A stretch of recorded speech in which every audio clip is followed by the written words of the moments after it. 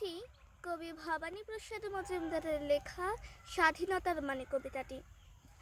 যে ছেলেটা বস্তা কাঁধে কাগজ কুড়োয় পাড়ায় পাড়ায়, যে ছেলেটা রোজ বাজারে মুরগি কাটে পালক ছাড়ায়, যে ছেলেটা রেস্তোরাঁতে ধুচ্ছে থালা গেলাস বাটি, যে ছেলেরা সারা জীবন খায় লাঠি কিল চড় ও চাটি, ওদের কাছে প্রশ্ন করো, ওরা কি কেউ সত্যি জানে স্বাধীনতা কাকে বলে?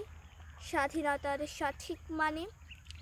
যে মেয়েটা ভোর না হতেই মায়ের সাথে যাচ্ছে কাজে, যে মেয়েটা পরের বাড়ি কাপড় কাচে বাসন মাজে, যে মেয়েটা গোবর কুড়োয় ঘুঁটেও দেয় ময়লা বাছে, যে মেয়েরা পায় না আদর সারা জীবন কারোরই কাছে, ওদের কাছে প্রশ্ন করো, ওরা কি কেউ সত্যি জানে স্বাধীনতা দেখতে কেমন?